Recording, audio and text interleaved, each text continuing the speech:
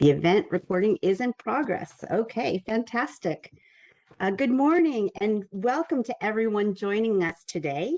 My name is Victoria Custodio, and on behalf of the California Active Transportation Resource Center, I'd like to thank you for tuning in to the latest installment of our webinar series.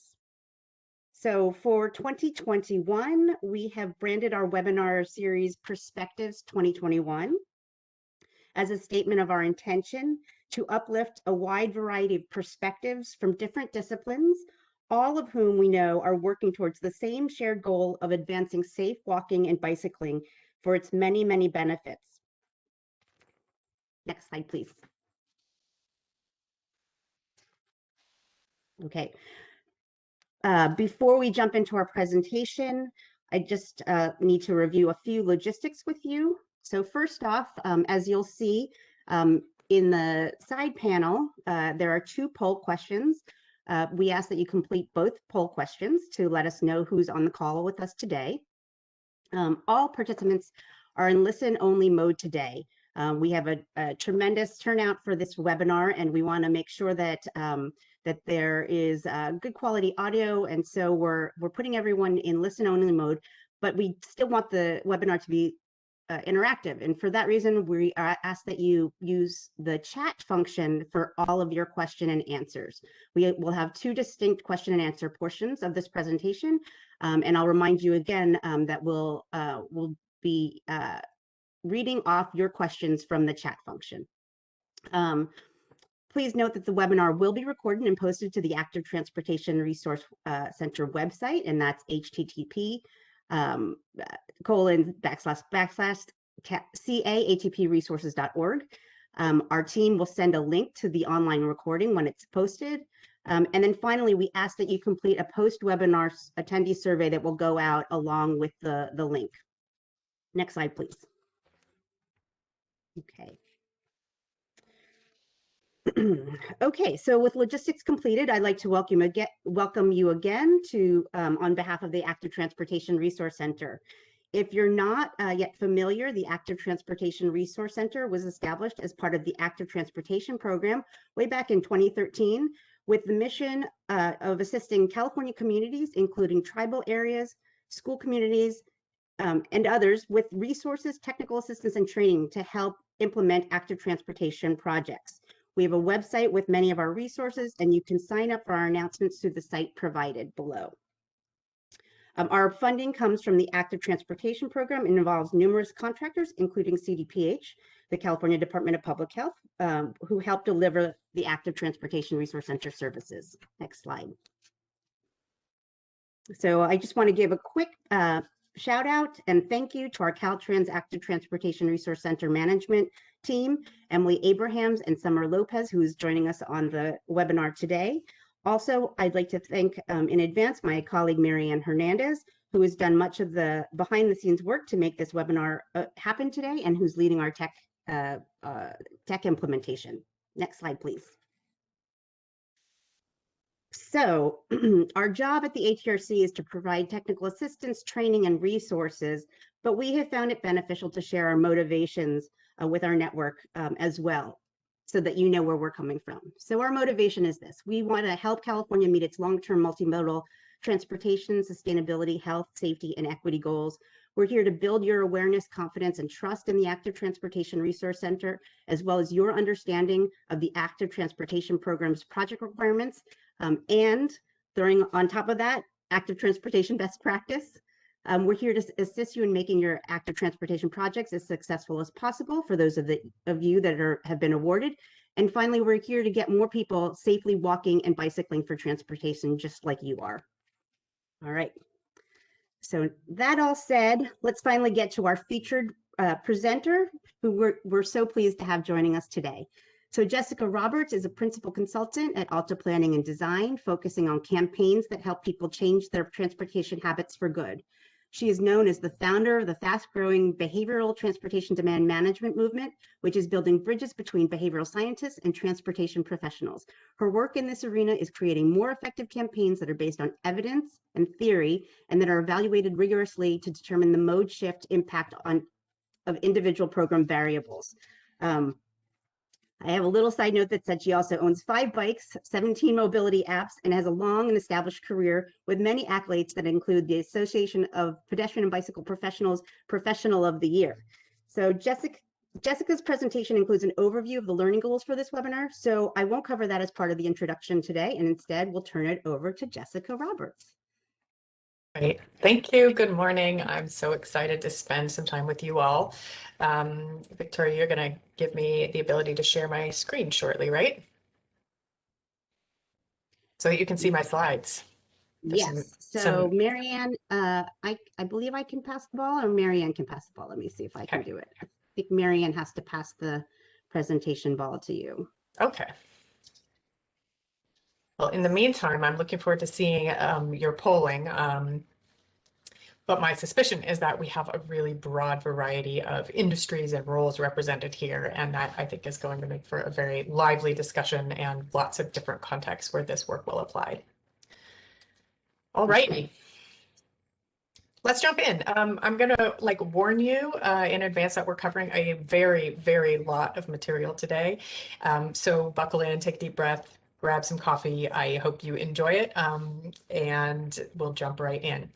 So you are a behavioral change professional, because I know that you would not bother to be on this call if you weren't, right? Now, none of your business cards say that, right? But if you are coming from traffic safety, safe routes to school, public health, Vision Zero, active transportation, no matter what your program name is, I know that if you're on this call, it's because you spend all day long doing something, running some kind of campaign or doing some kind of activity that you believe will either get more people walking and biking or, excuse me, help those people do it more safely. So in my world, I also spend all day long doing those two things. So either mode shift or traffic safety, or both of those things combined. But that makes all of us behavior change professionals, because what we do is trying to influence people to make different choices. And so we don't need to spend our time on this call with why we would do this. We all know that communities where more people can walk and bike have stronger economies, have more economic mobility, have safer and more joyful quality of life for everyone who lives there. So the question isn't, should we do this? I think the really interesting question is, how should we do this? And given that we all are working with budgets that look like the change behind the sofa cushions, with our limited resources, how can we make sure that what we do is as effective as possible? So there's a reason I made your awesome program or campaign a black box. Get it? A black box. Because I think a lot of us are not given the resources or training or time to really dig into how does our program work, and can we tweak some of the variables to make it work even better? I hope that today we can start to give you a framework for thinking through that, so that you could do more good, more mode shift, more traffic safety for your available budget.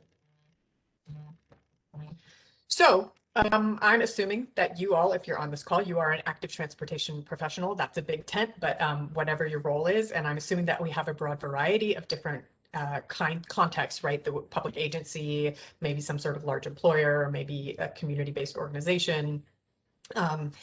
And what I hope by the end of this training you will feel you learned is that you will have at least an intro level understanding of 4 of the most widely used behavior change theories that are out there.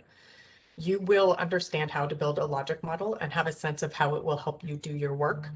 And you will hear examples of how both of those tools have been used in real life active transportation programs, with the ultimate goal, of course, of having you connect it to your own work and see opportunities to try this out, and hopefully some benefits to doing so. But first, I already said, we all know that it's better for communities if people walk and bike, especially if they do that instead of driving. So why can't we just say that? And then they'll be like, oh, you know what? You're right. I should totally start walking and biking more. Well, that's actually a pretty big question, a pretty interesting question. And for whatever your specific program goal is, I suggest you dig into the literature because you might find out some interesting nuance to it. But in general, the reason we can't just say, do this thing, I know it's good for you, and have people comply is because they do not like to feel judged. They do not like to feel told what to do. The "you're not the boss of me" is powerful, even in adults. They have other priorities or they're very distracted. We're all very busy people. Habit is super duper powerful, very, very powerful. So just continuing to do what we've always done is always easier than trying something new. Or they're worried about what others will think, especially people they respect. So all of that adds up to behavior change is really, really hard to do. But do not despair. We're going to talk about how we can use evidence and theory to make it a little bit easier.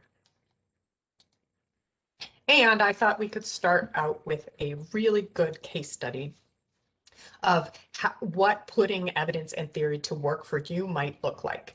Now, I'm going to talk about the goal of this particular project was getting more people to ride the bus. And I know we're all active transportation professionals, so I still think it's the best example. And also we know from research that people who use transit more often end up getting more physical activity than people who drive. So, you know, sort of backdoor relevance, but mostly I think it's just from a process perspective, terrific. So this is a program from Durham, North Carolina. It was funded by the Bloomberg Mayor's Commute Challenge, and it's an applied research project that's being led by the Center for Advanced Hindsight at Duke University. They're an applied behavioral research team doing really interesting work, including on transportation. I'm big fans of their work. So the question here was, hey, city staff get a free bus pass as part of their employee benefits, but the vast majority of them drive to work, even though work is downtown, which is at the hub of the transit network. So if the best possible ride you're going to get in Durham is probably right to downtown. So can we use behavioral science to get more city staff to take the bus to work? That was the research question. So first, the team, before they jumped into saying, here's what we're going to do, they said, well, we need to learn about why people aren't using the bus today. Is it because they don't know how to do it? They maybe don't know where the routes go or don't know how much it costs, or do they think it's going to take too long? Do they think that people who ride the bus are, gross or in some way not people they want to be associated with? Do they think their boss will look down on them? What's going on? So they did a lot of what's called qualitative research to find the answers to those questions. They did ride-alongs with commuters, focus groups, paid online panel surveys through a tool called mTurk, as well as expert interviews. So all of that helped them understand what's going on in Durham. At the same time, they looked at published research. And that question is, what has worked in other places? What have we learned from other fields that we think might be transferable to this context? So on the basis of both of those, the qualitative research and the literature review, they came up with two hypotheses. One, if we give people personally customized commute route plans for the best option other than driving, some of them will do it. And also, if we offer people entry into a weekly cash lottery, in this case it was $163 per week, and you get one entry per time you ride the bus, then that will increase people's motivation to take the bus and more of them will do it. So that was their hypothesis. And before they jumped into testing it, they did a lot of prototyping. So that's where you take your basic idea and implement it, run it by your target audience, get feedback, refine it, test it again, do that several times to make sure that, for example, your message framing is the strongest possible one, that your call to action is easy for people to find and understand, that they understand what you want them to do. So after they did all that prototyping, they came up with the commute plan that you see there on the left. And they also had to build software, of course, to calculate the actual possible routes for each person and display the best option. So they did all of that. And then on the basis of that, they did a trial. So this was a 5-week pilot program. It was a research design called a randomized controlled trial. I could do a whole presentation about that, but suffice it to say it's a very high quality research design where basically you know for sure that if people change their behavior, it's because of what you did. And they did it for 5 weeks. And each week they sent out what was called a pulse survey to find out how people were traveling to work. And they evaluated the program based on that. And what did they find? They found that it worked. And if you work in mode shift like me, you know that a 9.3% reduction in drive-alone trips is nothing to sneeze at.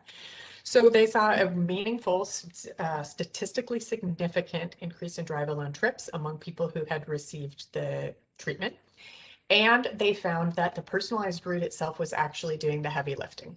The bus lottery did increase mode shift, but not by as much as you might think, and not enough that they decided it earned its ROI. So you can see how proper evaluation helped them ultimately figure out the impact of the different things that they were doing and helped them not spend money on something they didn't need to spend money on.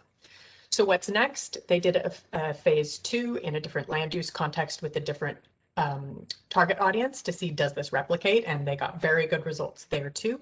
And they're also working on scaling up this personalized route technology in partnership with a tech firm called Ride Amigos. So this is not the exact process you necessarily will use, but I think it's a very good example of an evidence-based program that was evaluated really rigorously, and where we can now say, hey, we as an industry have learned something. This personalized route thing is something to keep an eye on. So how does behavior change happen? It turns out that's something you can study, which is great. So there are people who study behavior change, and you've probably noticed I'm giving you some references as we go. You'll get these slides later, so don't feel you have to frantically scribble these down, but I'm pointing you to a larger best practice review for traffic safety campaigns that includes a really fantastic written overview of different behavior change theories. So that's one resource if you want to dig into this later. But the good news is there's lots of really interesting and well-established research on how behavior change happens and what variables go into that. The maybe bad news is that there's not just one, and that you do have to choose between available ones. And as a practitioner, so I also do not have formal training in this, that can be the most stressful thing, I think. I do feel confident in saying everything we're going to talk about today is well established. It has excellent evidence behind it. And I think they're all true. They're just different ways of looking at it, slicing, dicing it, and understanding it. So my advice to you as a practitioner is to use the one that makes the most sense for you, try it out, and look for opportunities to partner with proper academics as you can. We're going to start with the behavior change theory that is probably most familiar to you all, and that is called stages of change. And the fundamental insight of stages of change is that if people do not want to change their behavior, they will not do it, no matter how much I think they should, or no matter how much they may intellectually acknowledge that the benefits would be nice to have. So the stages of change model helps us assess and understand people's psychological readiness to change their behavior. And it posits that everyone is in one of 5 stages, sorry. And I'm going to use the example of, let's say our goal is to get people to bike to work more often, right? So either someone is in pre-contemplation, and that's where they're not doing the behavior and they have no intention of trying it out. So I do not bike to work and I do not want to bike to work, go away. Or they're in the next stage, which is called contemplation. And that's when people start to consider a change and start to acknowledge that there are benefits to change that they might be interested in, but they are not ready to shift. So I do not bike to work, but I do feel like I might like to get more physical activity, or I do acknowledge that driving sure stresses me out and I take that out on my family. Then the next stage is reparation. And that's where someone is like, I am not doing the behavior, but I want to, but I'm not quite ready yet. I am collecting information and sort of steeling myself to try it out. So I don't bike to work, but you know what? I would like to try it on Bike to Work Day this year, but I'm still a little scared. I need some help. And the next stage is action. They're trying the new behavior for the first time. And that's great, but it may not be totally working for them yet, or they may not have integrated it into their habits or their identity. So they're sort of trying it on for size. So yay, I bike to work on Bike to Work Day. Am I going to keep doing that? I don't know. And then finally, the last stage is maintenance. And that's where the behavior change, it's a habit. It works well for me. There's really, I have no intention of changing it. So yeah, I bike to work most days. I love it. I don't know why I would change. So great. How do you use this? What good does it do for you? Well, this helps you understand your audience and set realistic goals. So it gives you a way to ask questions that helps you understand people's psychological readiness to change. So let's say we're working with 100 people and 75 of them are in pre-contemplation. That's going to be a tough audience to meet, as opposed to if I find out that 25 or 75 of them are in preparation. Oh my gosh, that's a much warmer audience. So that would help me to set more realistic goals. It also helps with market segmentation. You may choose to focus on only one of these stages. That's completely legitimate. But the sort of shortcut is this would help you not focus too much energy on pre-contemplation. These people do not want your help. They do not want to change their behavior. It's very poor ROI. And also maintenance. These are people who are already doing what we want to do. Maybe we shouldn't spend too much time talking to them. So for each one of these, I will give you a real life example. We have been working with the city of Austin for several years on a residential program intended to help people drive less and do everything else more. And this last year, we decided to add in a stages of change intervention where we invited people in contemplation and preparation to fill in an online form we had created that helps them create an action plan. An action plan is a proven way to help people who actually want to make a change but haven't gotten around to it to sort of seal the deal. And that's an example of the final way that stages of change helps you, which is that the intervention, to use public health terminology, the thing you offer to people that helps people in one stage is not necessarily helpful for people in another stage. And I could give a whole hour-long presentation on that, but the shortcut is that people in pre-contemplation and contemplation, they really need to know why they would make a change. They are not yet motivated. Whereas people in preparation and action, they need to know how. They're there on the why. It's just really about like pragmatics. All right. Sorry to switch gears so quickly, but we have a lot to cover. So the next behavior change theory we will be talking about is the theory of planned behavior.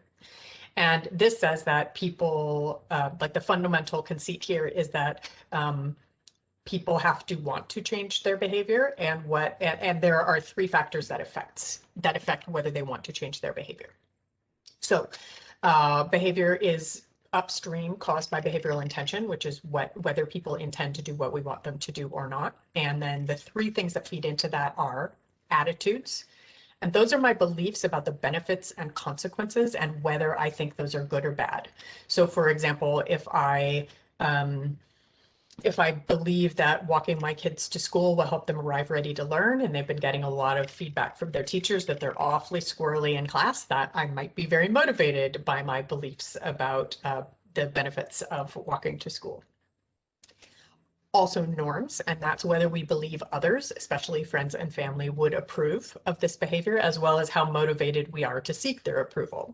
So if I believe that all parents like me, involved, educated parents, maybe that's who I think my peers are, they all drive their kids to school. It's going to make it a harder sell for me to walk my kids to school. And finally, perceived behavioral control is whether I think it's possible for me to do the thing that you want me to do.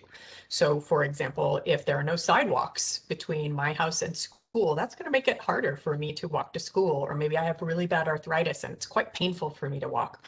Or maybe I feel I do not have the time. Those would all lead to lower perceived behavioral control, and then they would weaken my behavioral intervention, in this case, to walk with my kids to school. So again, so what? How does this help us? It gives us a framework for productive stakeholder work where we can ask about things like not just look at behavior, but behavioral intentions. And we can also ask about attitudes, norms, and perceived control. It helps us select the right targets for intervention. So if I think that parents, my peer parents, would judge me negatively for walking my kid to school, but actually the norms would strongly support it, they think that would be cool, maybe I as a program professional would say, oh, I want to communicate that to people. So it helps you select the right place to act. And finally, it helps to evaluate the campaign. Not only, of course, did we change behavior, always the most important, but did we change behavioral intentions and the upstream attitudes, norms, and perceived control? Real life example. Dr. Jennifer Dill was working with the city of Portland to do a long-term evaluation of their Smart Trips program. And one of the things she tested was whether the theory of planned behavior helped to explain who changed their behavior and who didn't. And she found that it did. People who said that who had attitudes that were more conducive to walking, biking, and taking transit, or who believed that the community norms would support it better, and or who believed that it was possible, meaning they had the time or they knew how to do it, for example, they were all much more likely to have changed their behavior in response to the campaign than others. Switching gears again. So we're going to talk about behavioral science now, my favorite topic, but I promise myself and Victoria that I won't spend the entire presentation on this.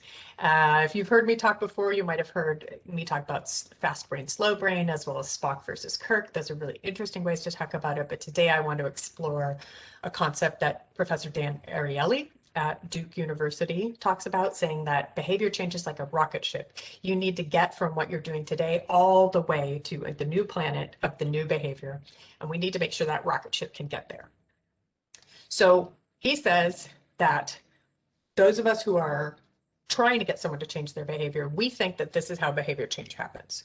So let's say I run a fantastic low-income discount program where low-income people can ride bike share for free. All they have to do is come to my office for one appointment and then they're signed up. And people keep skipping the appointment. And I'm just like, you guys, what are you doing? I have so much to offer you. I am so frustrated. Well, that's because that's our top priority. But what's actually happening is this. People are so busy. They are so distracted. They have so many calls on their attention and time, so many competing things they need to accomplish, that it's very hard for my priority to always be their priority, as well as hard for them to just follow through. So thinking about that, this is where, to go back to this fuel and friction idea, Dan Ariely says designing a behavior change campaign is like building a rocket ship. So you have to think of two things. Do we have enough fuel to get where we're going, meaning enough motivation? And also, have we removed friction that's holding us back? So when you're optimizing a program, you should think about both of these. And I'm going to start with actually removing friction, because I think we all jump to fuel, which is great, but think friction first, because if too much is holding people back, it doesn't matter how much fuel you've added. So ways to reduce friction are especially to look at the process or the call to action and see how hard is it for people to follow through on that.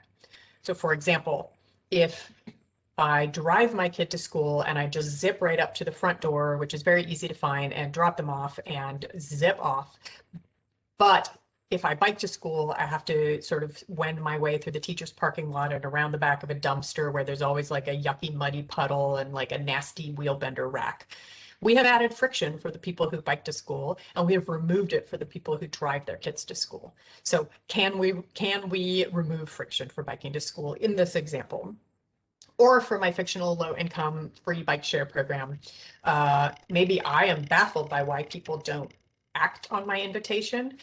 But when I take a closer look, I see, oh, you have to create an account with a password, so you need the internet, and you have to prove both your identity using government-issued ID as well as prove that you're low income, and you have to have a credit card. Oh my goodness, there are going to be a lot of people who can't sign up for my program because there's so much friction holding them back. So anything we can do to remove friction in our programs is going to pay off in spades. There are also other ways to do that. For example, can we make what we want people to do be the default instead of making them opt in?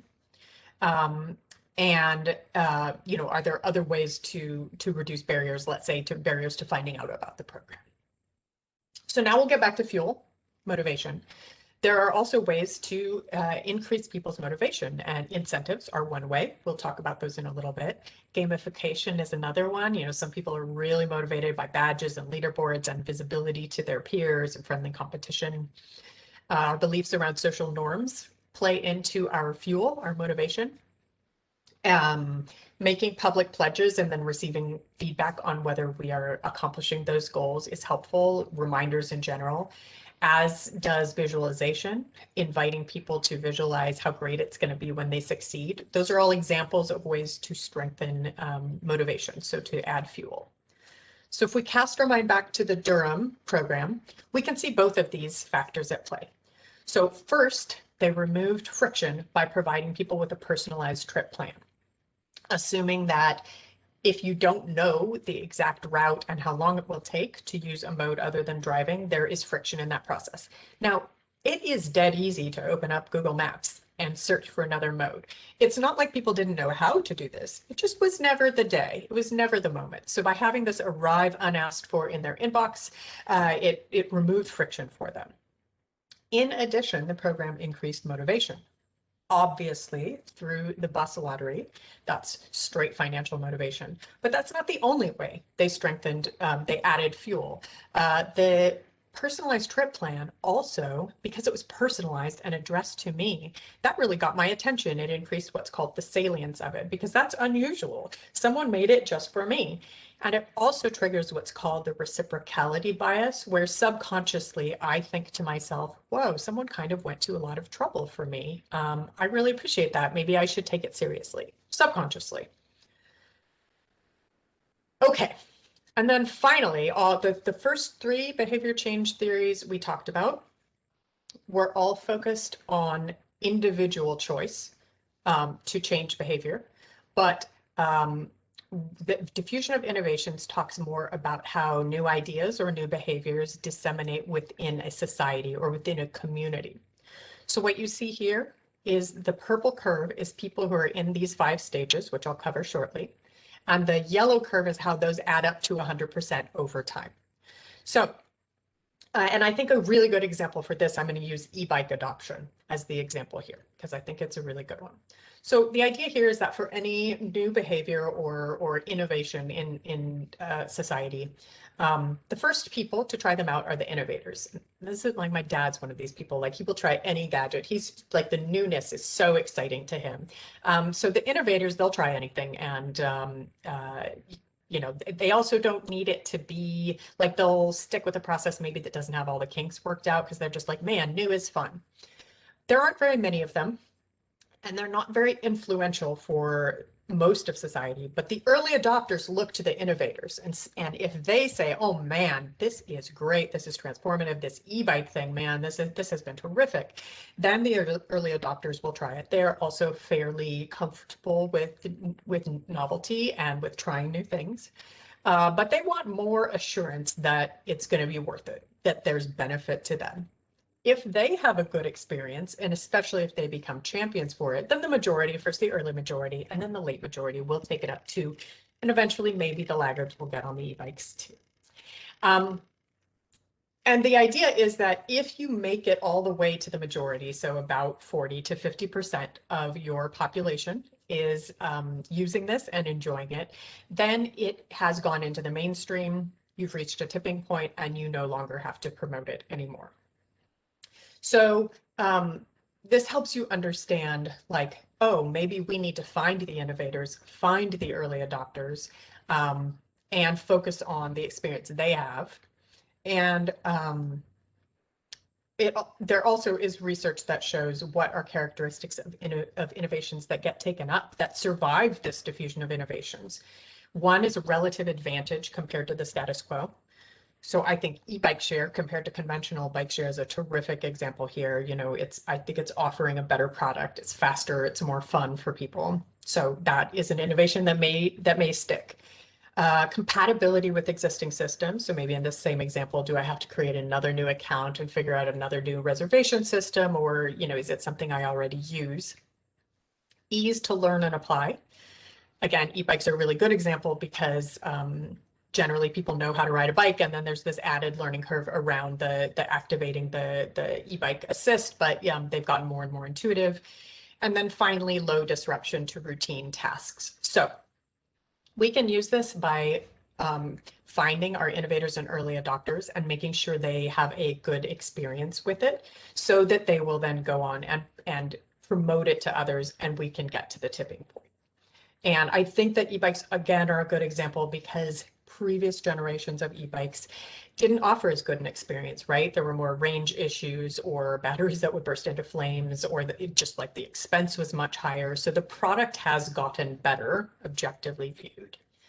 And a real life example of this at work, which I've linked to, and I encourage you to check it out, is this really excellent People for Bikes blog post. Some of you may remember the Green Lane project that they did a number by now of years back, where they said, we want to get protected bike lanes to become part of the mainstream in America. We want them to be built in more places, and we're having a really hard time getting traction on that. They decided to build their entire campaign around diffusion of innovations. And they said, we need to find the innovators and early adopters, so both the individuals within city government who are, risk tolerant and excited to try new things. We need to identify them as individuals. And we also need to identify the innovators and early adopters when it comes to cities, and focus a lot of attention on grabbing them as quickly as possible, getting them to try protected bike lanes in a way that provides them with support and positive affirmation and gets them glory later.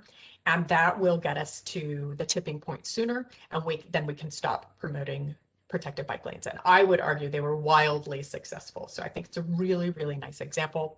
There are also several studies out there that you can take a look at if you're interested, looking at diffusion of innovation theory and bike share. I've linked to one of them, but there are several.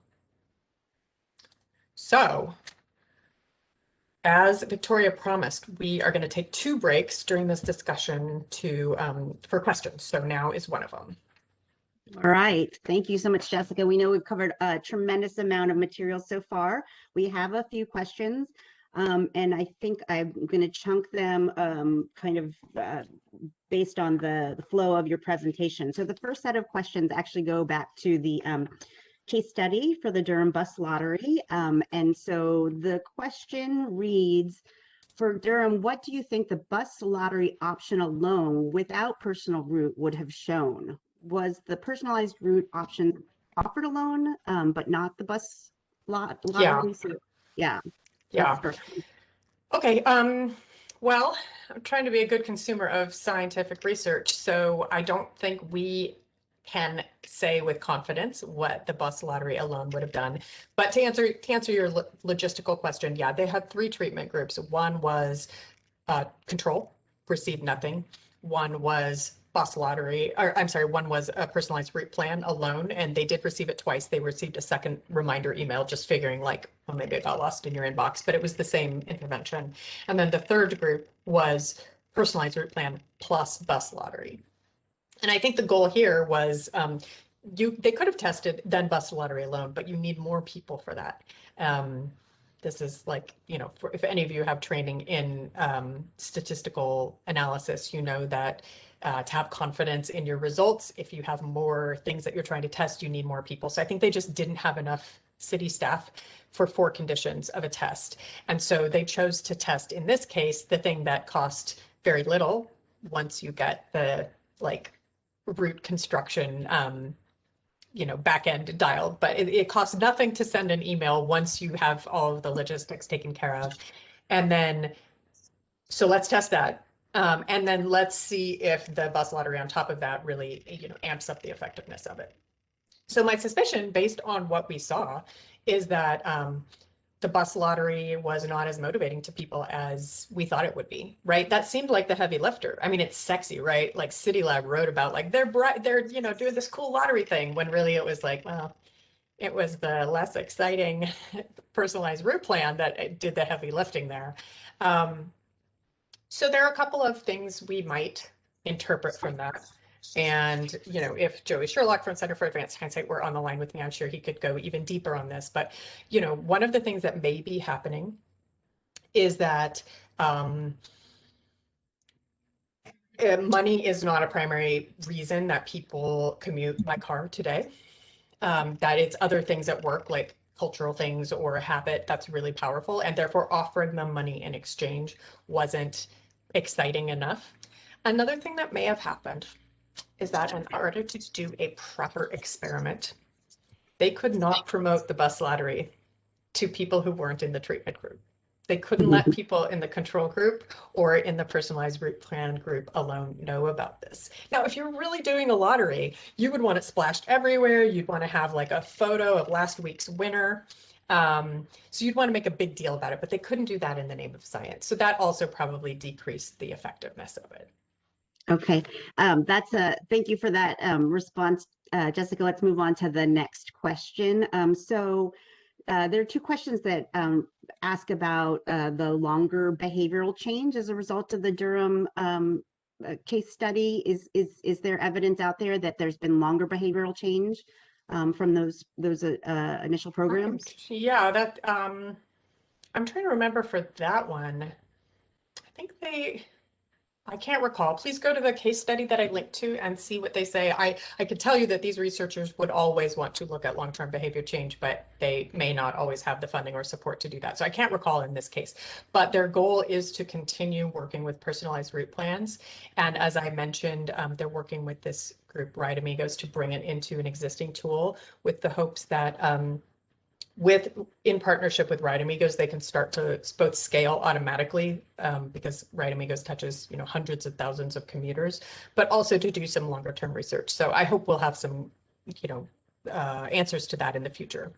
Great, and we'll work with you if they're on getting anything out to everyone that's registered. So the next question is about examples of action plans that may exist specifically in relation to the stages of change model. Are you aware of any example action plans that delineate how people should kind of move through that stages of change model? Yes, certainly. Well, the action plan itself, see, this is where stages of change can be a little bit hard to understand at first. The stage-specific interventions are often standalone as good strategies, right? So an action plan is very, very evidence based, meaning there's a lot of evidence for it. If any of you saw during the election that you may have been aware of last November, I don't know if you caught that, but that you were constantly getting asked to make a plan to vote. Make a plan to vote, make a plan to vote. What is your plan to vote? That's based on this action plan research. So there's a lot of great research about how action plans work. Some of it in transportation, but a lot of it from other fields like voting, for example. The basic premise is that there's actually a fair amount of information gathering and decision making that needs to happen. Like, you know how when you put something on your to-do list and it's really too big of a thing and you haven't broken it down into its little baby steps, like sometimes you just stare at it and don't do it. So the idea is to say, oh, well, for me, because I bike to work, that seems easy. But for someone who doesn't bike to work, there's actually a lot of little things that they need. They need to figure out how long it's going to take, what gear they need, are they physically capable of doing it? What route should they take? Where are they going to park when they get there? Are there showers at work? There's just a lot of thinking through to do. And so action planning sets aside the time before you go to do the thing to think through and make decisions about when, where, how, with whom. The idea is that you front load that information finding and decision making until you have a rock solid little personal movie of yourself succeeding. So on Tuesday morning, I'm going to bike with my neighbor. No, on Saturday morning, I'm going to bike with my neighbor on a trial run for my work commute by bike. And he's shown me the route and then I'm going to try it on Tuesday. So I just press play on that little movie I made. So that's the fundamental idea behind action planning. I can point you, Victoria, please remind me of this, but I can point you to a really good example of, it's called a commuter commitment in this context, but of Center for Advanced Hindsight doing a version of this action planning for transportation. Mm-hmm. It's not the only way to do it, but I think it's a perfectly usable example. Perfect. That's great. Well, and again, we'll follow up afterwards Jessica? with. I'm sorry to interrupt. Jessica, your screen's showing a bamboo standing desk. If you want to stop sharing your screen, perhaps. Oh. Thank you. Thank you. you. How odd. Thank you. Yeah, you all know now that I need a better standing desk because this one isn't working. Huh. Thanks. Okay. Sorry about that. All right. So I think so. As we had mentioned earlier, that we have, I like there was one comment, standing desk ovation. I do want to be sensitive to time, and Jessica does have a second portion. There is one more question that I think relates right now to some of the content that you covered, and so I'd like to ask that right now, and then we'll. Following this question, if you could just be really brief with your response, Jessica, and then move on to the next presentation, that would be great. And so the question is, when surveying to get a sense of values and motivations, is it worth grouping participants by more than one qualitative variable, or does it make sense to does that make things too complicated to track program evaluation? Example, what do you like about your commute, which is clearly could have more than one answer. I'm not sure I have an immediate answer for you other than to say that in general, crosstabs are great, but the smaller your subgroup analysis, the less confidence you can have in the results, right? So, but for your specific question, I would always allow people to select more than one, because we know that these kinds of decisions are overdetermined, that there are a lot of factors going in. So you don't have to, like, it is possible to do fairly sophisticated analysis like you're describing of, like, you know, how do these things cluster and how do they relate to maybe the other demographic variables or commute length. It's possible to do that, but I don't think you need that level of training and like fancy software and sample size to get value out of them. Great. All right, Jessica, I'm gonna end the Q&A for right now, and if you can pull up your next set of slides. Pull up my other standing desk option, and you can all tell me which one to buy. Sounds great. Perfect. Okay, can you see the correct screen now? We can, Yeah. yes. Okay, great. Okay, so we're changing gears a little bit. Those were not all the behavior change theories that we could have had a fun time talking about. I actually ended up having to prune, so we'd have time for Q&A. But I think they're for the heavy hitters. But we're going to talk about two other things now. One is incentives, because we were talking about adding fuel, adding motivation.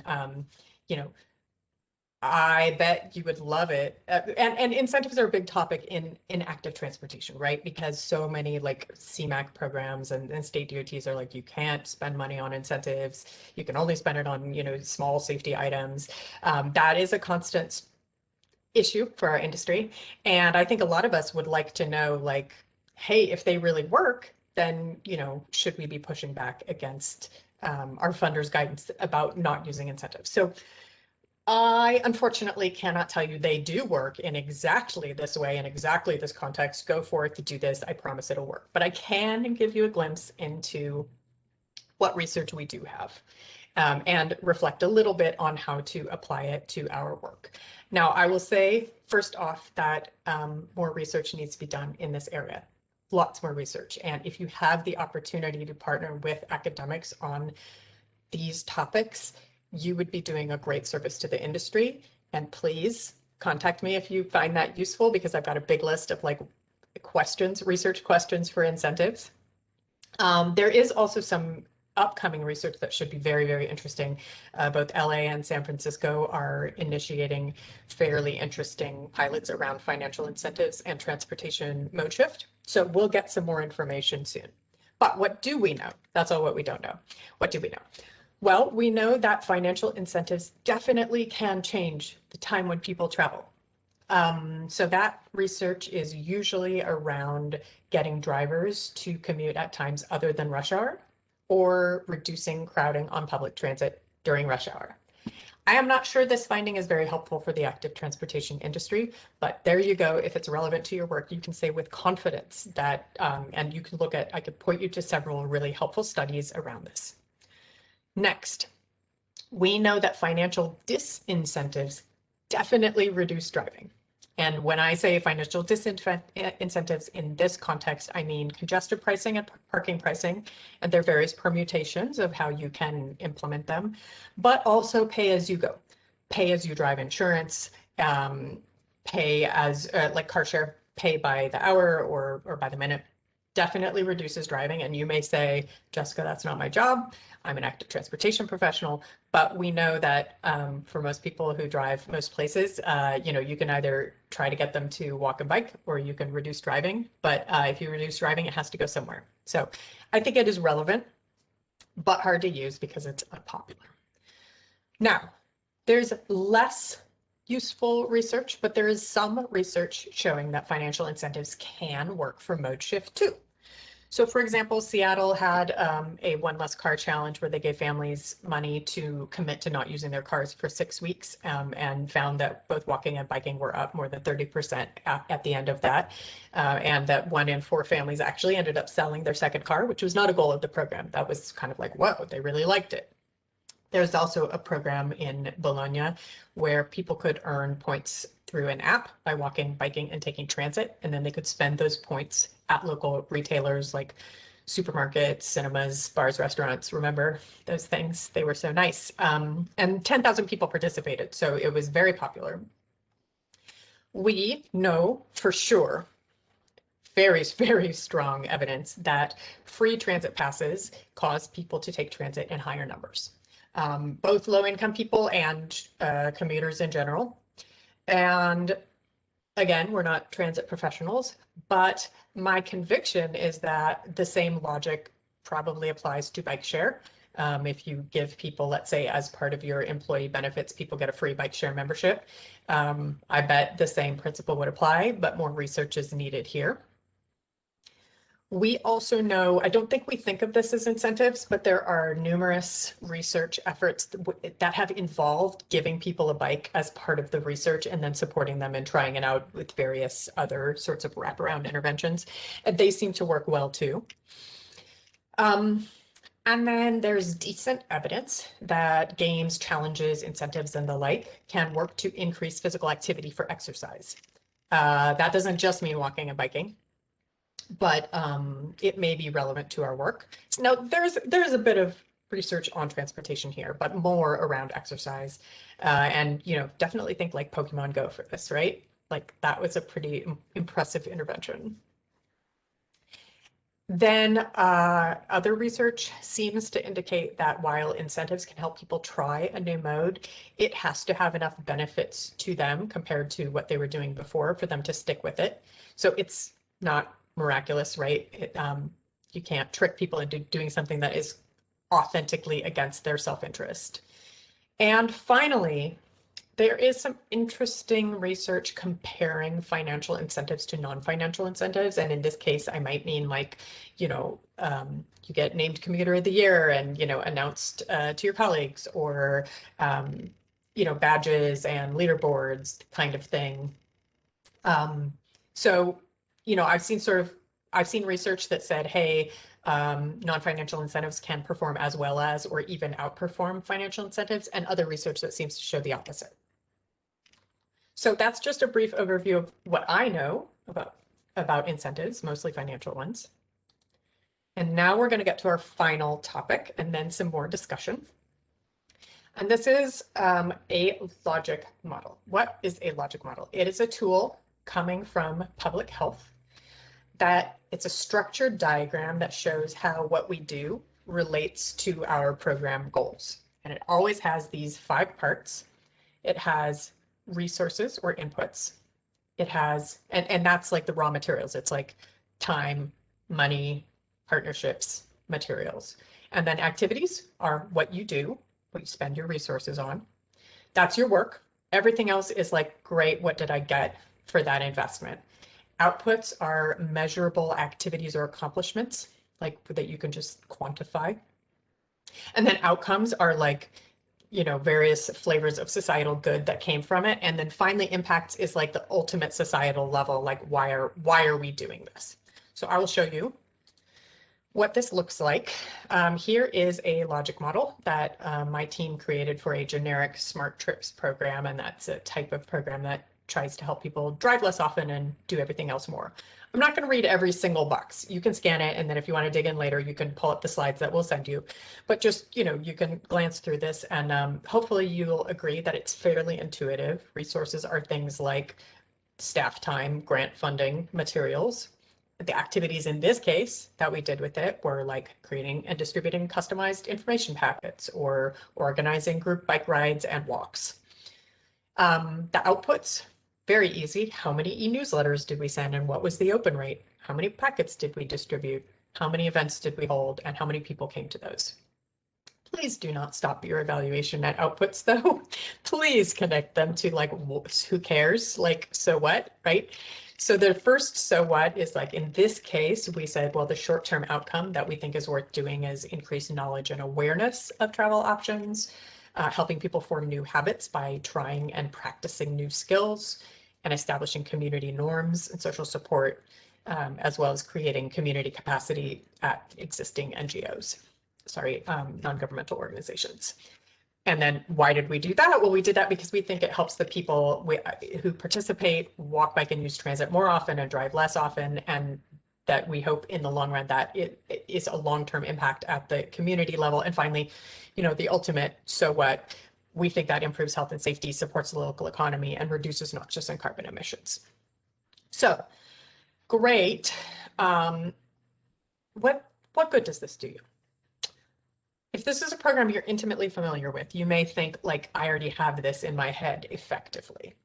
But in my experience, actually taking the time to write this out is extremely helpful to make sure that you and your other team members agree about what's going on and how it works.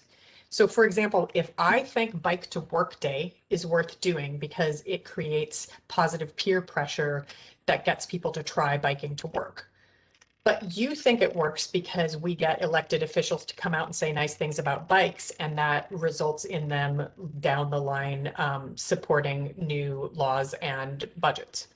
We have really different what's called theories of change, really different impressions of what we're doing and how it works. Better to let the logic model help us have that conversation and hash it out.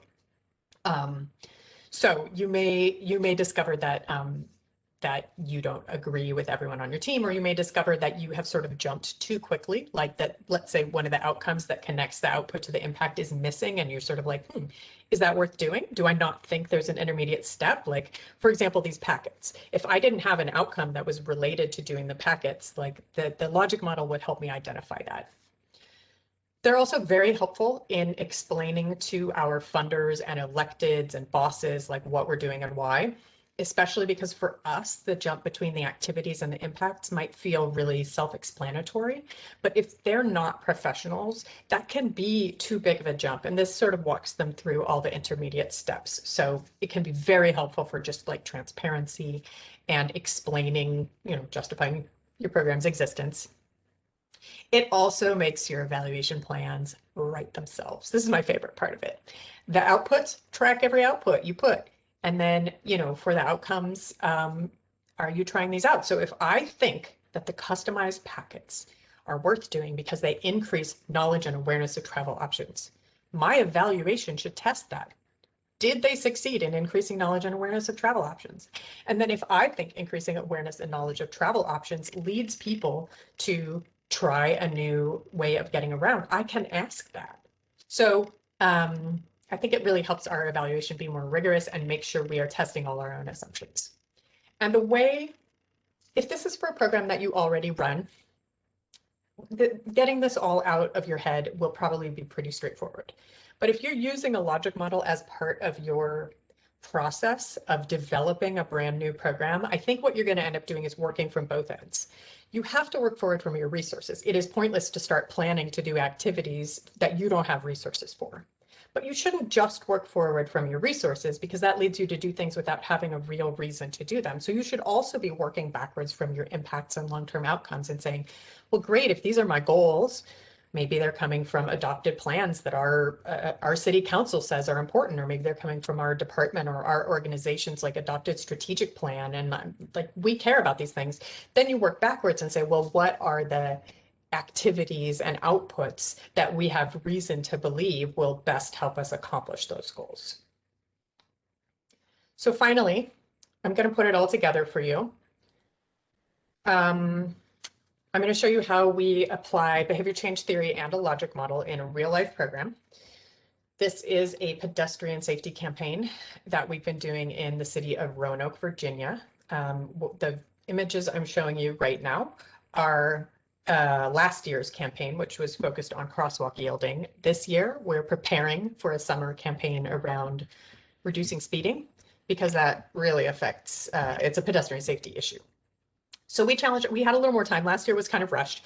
We had a little more time this year. So we said, okay, great, let's take a step back and apply some of what we've learned.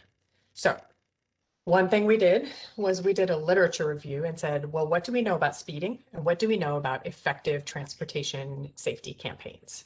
We learned a lot of very interesting things. So I'm just going to give you a few highlights in the time we have. We learned, for example, that the people most likely to speed are young people, men, frequent drivers, and the wealthy. Add those all up and you get your worst of the worst offenders. And that did end up being validated by crash data, at least where we had age and gender. We learned about the beliefs that correlate with speeding. So people who speed a lot tend to believe a number of things, including it's not that dangerous, everybody does it, I'm not going to get caught, and also it gets me there faster. And you might think like, yes, Jessica, that is the point. That is why you speed. But research doesn't support that. If you're driving in a city, it turns out that speeding doesn't tend to get you there faster. It just kills more people on the way. But anyway, it helps us to understand the beliefs that lead to speeding. We learned some strategies that have worked in other places. For example, helping people receive the call to action at a moment when they are doing the behavior we want them to change, so they can actually have the experience of successfully modulating their own behavior on the spot. So as an example, that would mean if someone reads a print ad in the newspaper over their morning coffee, and we hope they remember when they get in the car and end up speeding in, let's say, a school zone. That is less effective than if we have a variable message board and yard signs on that corridor on which they're speeding, where they can say, oh, I am speeding, maybe I will slow down. Or finding that people engage emotionally more with the campaign, and they give it more credibility when it's delivered by someone they know than if it's delivered by a stranger, even if it's a stranger with authority, like for the city. So that leads us to, in this case, focusing on distributing materials and information through, let's say, neighborhood associations, PTAs, churches and other places of worship, and asking people to disseminate it through their own Facebook and social media network. And then finally, we saw some really interesting research from Europe that tested a lot of different anti-speeding messages and found that the ones that worked best were related to keeping friends and family safe from harm when I am driving and they are in the car. So we haven't gotten a message testing yet, but that's one we're going to take really seriously. We also selected for this one the theory of planned behavior as our basis. So in this case, the behavior is speeding, which is easy to observe, but then, you know, the behavioral intention, do people intend to follow the speed limit? We can measure that and see if it changes. And then also attitudes around like how seriously or dangerous speeding is and how much I think I'm likely to get caught, norms around whether we think our friends or family would disapprove of us speeding, and perceived control. And again, you might be like, you're literally the one driving the car. How could there be an issue here? But research has shown that people who speed often believe that, for example, when modern cars just go so fast, they're made to speed, so you can't really do anything about that. Or they believe that it's more dangerous for me to take my eyes off the road to check the speedometer than it is for me to just go the prevailing speed. So they tend to actually have some beliefs here. So we're using this in our work. We're using it in our pre-programmed survey to probe about attitudes, norms, perceived control, and behavioral intention, and we'll use it as part of our evaluation. And we expect that it may help us hone in on which of these aspects we want to focus on with our calls to action. And finally, here is our logic model. Again, I'm not going to go through every bit of it. Please examine it later if you're interested in it, but you can see here that one thing I want to call out is that we made sure each activity had specific outcomes related to it, and that will guide our evaluation very strongly. And also the short-term outcomes we defined as during the lifetime of the campaign, intermediate was by the end of the campaign, and long-term was up to 3 years. So short-term is really focusing on our target audience, men and young people. being aware of the campaign, being aware of the call to action, and coming to believe that speeding is a community problem. Intermediate outcomes are about changes in attitudes, norms, and behavioral control beliefs, and then in turn, changes in intention. And then long-term outcomes, we want to reduce speeding, we want to reduce crashes and injuries, and we want a permanent norm shift. And then, as always, the ultimate why would we want to save lives, improve quality of life, and reduce cost to society. So I'm not saying this is the only way that this logic model could have been written, but we found it very, very helpful as a team. So we'll take a break for questions now, but I really want to encourage you, if you do only one thing in response to this session, I would love it if you would write a logic model for a program that you already run or one that you're building right now. Please tag me on LinkedIn or Twitter. I would love to see your logic models, and I would love to hear you reflect on the process of making them. I think you will find it really interesting and enlightening. And then if you do one other thing, I would say pick the behavior change theory that most caught your fancy, grab a buddy, maybe a colleague, and just schedule a 1-hour discussion to explore, like, hey, do we think this applies to our work or our program? How does it suggest any new ways of thinking about our target audience? Does it suggest any new types of interventions or new ways to evaluate success? Just have one conversation and see where it leads you. And finally, this is, Victoria, maybe we can leave this slide up just a little bit in case people want to know how they can get in touch with me, because I would really love to continue this conversation. And especially on Twitter. I'm a Twitter addict, so please join me there. Perfect. Thank you so much, Jessica. That was wonderful. And yeah, we'll leave up your slide in just a bit. And then I know Marianne will switch us over to our other slide deck, just as a reminder, so that we can get through some reminders at the tail end. But just a quick time check. It's around 8 after 11 right now, and so which leaves us with a good amount of time for questions. There are a few that are coming in already through the chat function, so we'll start with those, but I encourage everyone else to continue asking your questions. We'll get through as many as we can, and we will those that we aren't able to answer, we'll make sure that we can follow up with the individuals who asked them following the webinar. So I want to return first to a question that was asked before the break, and it really has to do with the way I interpreted it was that it had to do with staffing resources to set up the personalized trips program. So, and I'm not going to ask it exactly the way that that this person asked, but as far as being able to implement such a program, you know, and with limited resources, what's your take on the best way to proceed? You know, and I ask it this way because I know that there are clearly different sizes budgets depending on the jurisdiction. So, but let's kind of figure out something that, or have you comment on what can be done for, you know, a smaller operation. Right. Right. Well, I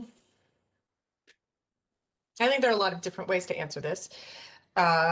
One answer is to right size it for what you can do. So maybe ask yourself, like, can you or someone on your team set aside a certain number of hours per week to work on this, and then just do what you can in that time, would be one way to approach it. Another would be to say, well, are there resources available to you that could help you with some kind of automation? You know, where, for example, maybe someone enters their home address and, you know, it pulls a Google search for them or something like that, right? So explore automation.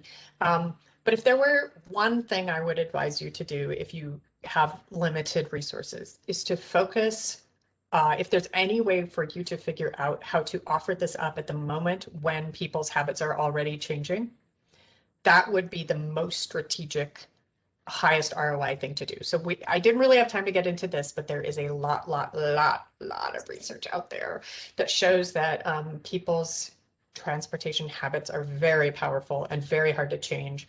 But at moments when they are forced to change by some sort of external change of context, then that's when if you could swoop in and help them, right? So the number one thing is moving home or moving office location. So I don't know all of your programs. I don't know if that's relevant, if you have any way to find that out or if that's who you work with. But if you have any way to do that, focus on that. So for example, let's say you work for a TMA and you're having, someone's moving in, a new employer is moving in, like clear your calendar and try to work with them on some kind of commute plans for people before they get to their new office, right? But there can be other kinds of disruptions too that I would encourage you to take advantage of, and in general, but including with your personalized route plan. So let's say there's some sort of major, could be planned or could be unplanned disruption to, like, there's a freeway closure for repair, or it could be, more spontaneously, like some sort of massive pileup crash, and people can't get home in the normal way, or they may just feel frustrated the next day. That's also an opportunity. There's some really interesting research around what has been done in different communities when the Olympics happen, because you can't just keep driving around during the Olympics, right? So hopefully that's helpful. I don't know the person who asked this if that's relevant to your context, but I think those would be things to explore. And then finally, if you are a Ride Amigos client, I don't mean to overemphasize any one vendor, but just because I know that they are integrating this tool, and I don't know exactly how you'd like turn it on. I don't know if that's easy or hard, but if you already have that, then please talk to them. Yeah, and I will say that, just adding right now, this is kind of a timely topic. We're all undergoing the biggest disruption Exactly. in the history of, modern public health history. So this is a great time to have those conversations and consider how things might be changing. I apologize for the background noise. That's okay. But no, Victoria, I'm glad you brought that up, because some other research I've done on what prompts people to start bicycling for transportation emphasizes, again, moving home, moving office, but also serious health concerns. And I feel like coming out of COVID, a lot of people have serious physical and mental health concerns, and we might be able to offer them a solution. So it's very timely. And I want to encourage you all to see that as an opportunity, like, hey, we're leaving the house again. I'm here to help you do that by active transportation. Fantastic. Okay, so a lot of these next questions have to do with incentives. So one set of questions is about if there's been any research about, I'll lump these for you if that's okay. Has there been any research on having an incentive as a time off, like example, vacation hours? For commute. You set me up. Single... Yes, the answer is yes. Okay, great. Sorry, what was the other one? I'm going to lump all these questions. Research about disincentives, if you can touch on that briefly. And then finally, this is a little more complex, but the way it reads is, when considering the fuel and that fuel friction model, and the rewards, incentives, anticipating a harder return on investment. So the big things that we're all working towards, what happens, how do we consider the value of those incentives that we select for our programs? And I hope I'm asking that question in the way it was intended. So, and if not, maybe the person can re-ask that same question. But again, that selection, how does that feed? I'll add this question: how can that feed into that logic model so that it really does align with the larger return on investments that we're looking for?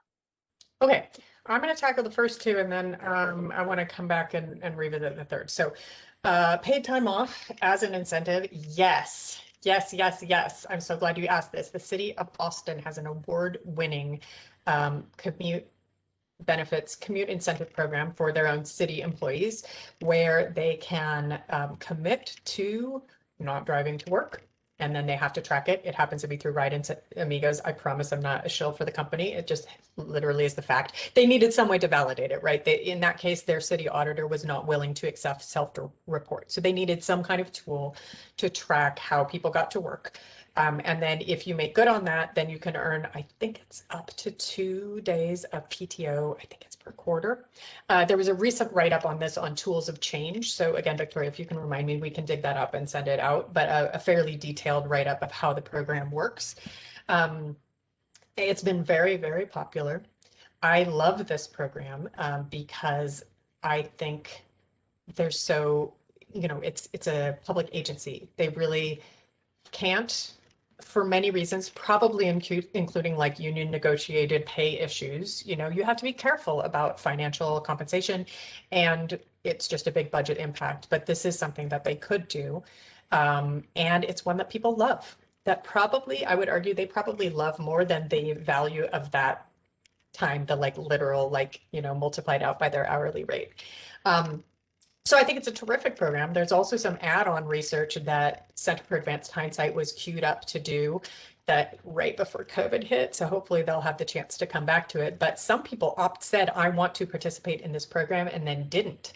So then that's where our action planning comes in. And that's where we say, oh my gosh, these are the warmest leads possible. They said they wanted to do this.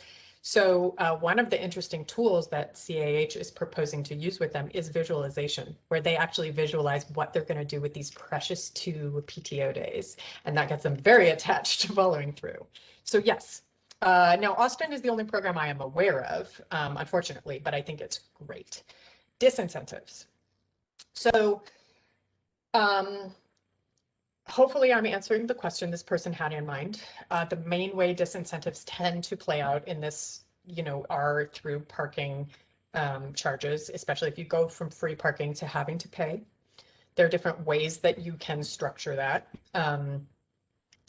There, of course, is terrific international research on congestion pricing, but that's not generally a very practical idea in the US, unfortunately. But one of the things I think we should keep in mind that I alluded to is that, let's say you go from free parking to paid, whether that's in an employer context or in a neighborhood or whatever. We can call that a financial disincentive for driving, and it is. But we were incenting it before. Free parking, somebody pays for free parking. So I really think it's more like removing a hidden subsidy and moving more to a user paid system. So I think we have to be careful when we talk about financial disincentives. Are we really doing that, or are we rebalancing a system that has had its thumb on the drive alone, side for a long time? So a really good example of this is Children's Hospital in Seattle. They're the most famous institutional transportation demand management case study. They wanted to expand on site, and the city of Seattle said you can only do that if they want to expand by 30%, and the city of Seattle said, okay, but no new trips. So you can bring more people to your campus, but you can't have any more car trips. So they did a lot of things to accomplish that, a lot. But one of the things they did was they went to a system whereby every day you employee arrive at work and you either pay $10 to park or you get paid $4 to do something else, your choice. So is that a disincentive for driving, or is it creating a balanced system, right? And then sorry, yeah. I'll just interrupt. I know that I might have botched how I asked the last question. So what I've done, Jessica, is put the question in the chat to you. Oh, great. I'm not Okay. sure if you're able to see it. I'm going to read it as is. So when considering the fuel reward, how often is the dollar sign anticipating a hard return on investment, e.g. reduced public transit operating costs coupled to public good, dollar sign, reduced admission, reduced traffic, improved health, where the return on investment may be more difficult to measure? In other words, what happens if we drive the value of incentives way up by combining what I refer to as dollar sign directed towards hard return on investment plus soft but increasingly important return on investment ? I think if I understand this question correctly, we're talking about a narrow versus expansive view of ROI, right? So let's say we are, I'm sorry, I haven't used transit for this one because I think it's helpful, even though I know that's not active transportation, but if I have some kind of like discount program, so it's very common, for example, to say, hey, instead of yellow school bus service, all high schoolers in our city get a bus pass, right? If you say, well, what's the ROI on that, or what are the costs associated with that? Oftentimes the transit agency says, hey, that's a net negative for me. All those kids would have paid before, and now they're not going to pay, and so we're losing money. Whereas I think you could make an argument, hopefully informed by research, right, that the bigger picture, like what other kinds of benefits are we getting out of that investment? Well, we're probably seeing a measurable decrease in kids being driven to school or driving themselves to school, which high schoolers driving safety records, not so awesome. So, maybe we need to justify this in terms of like getting high schoolers off the road, or decreased like emissions and vehicle miles traveled from parents dropping kids off at school. Well, the transit agency doesn't get the benefit of that, right? Like, so some of it I think is making sure you're looking at, or you can say that we're building future transit commuters, right? And I would say we need to look to research to see if that's a credible claim, but we could say, no, this is like a free now, but later they're hooked for life, right? So I think some of it is just like, engaging the right people on like, what are the benefits you seek to gain? Do those need to be monetized to be valued, or how can we assess them? And making sure that we're not having too myopic a view of like, it costs me money, and unless I see, a near-term financial benefit to that, I'm out of here, right? Sorry, I hope that answers this question. Yeah. I think so too. And I just want to thank you for that one point that, in terms of, I think one of the big pieces to this, I see, of course, the using behavioral change theory, creating the logic model is essential, but that public engagement and that early, assessment of where people are and kind of what's valued from within the cohort is, I think, essential. And so, we don't want to lose that point within that bigger question, but yeah. Completely agree. Hard endorse. Let's move on to the next one. So I'm going to ask this question directly, but then also maybe frame it a little bit more. So the question is about, for a planned trail facility, doesn't a better walk score and higher property value enter into the community benefit? Maybe you can touch upon the built environment and how that builds into the program and campaign planning that is really kind of complementary to the facility development. How much time do we have? Yeah, thank you. I'll tell you, for like practical reasons, we have about two more minutes, and then we need to wrap it up. But go for it, Jessica. Okay. Yes, thank you for pulling me back into. You can all tell that I spend all of my day focusing on what we might call non-infrastructure, right? So campaigns and programs. However, I was talking with Victoria and Marianne before this about how, I think a lot of these behavior change theories and the type of evidence we can look at and tools can fully be used in infrastructure work too, right? In helping us, for example, a logic model that helps us articulate how we see, let's say, our trails master plan relating to our long-term goals, right? Or understanding how to prioritize certain market segments. It's not uncommon, for example, in a bicycle master plan to look to Roger Geller's 4 types of bicyclists, the, no way, no how, interested but concerned, enthusiastic but confident, and strong and fearless, right? So that's one kind of market segmentation that sometimes informs the development of public engagement plans, or informs like what we're building and for whom, and how we think about the facilities we build. So I think some of what we studied might lead to some interesting different ways of thinking about market segmentation and which groups we want to prioritize in the built environment, as well as in our non-infrastructure work. So that's one answer I have. Another is to emphasize that you can't put lipstick on a pig. So I kind of alluded to that when I said you can use incentives to get people to try a mode, but if they have a terrible experience, they're not going to stick with it. And I think that's the same for all of our programmatic work. If the built environment, and this is this is this idea from behavioral science called a choice environment or a choice landscape, saying like, you know, the entire context in which you want me to make a certain behavior change decision needs to be considered. So I can have a great program, a great call to action, a great incentive for my active transportation program. But if the entire built environment, as well as the prevailing culture and norms, as well as the financial incentives available to me, tells me I should be driving, the awesome call to action program is going to have much less impact. So in my work, I think of that as like kind of picking your battles.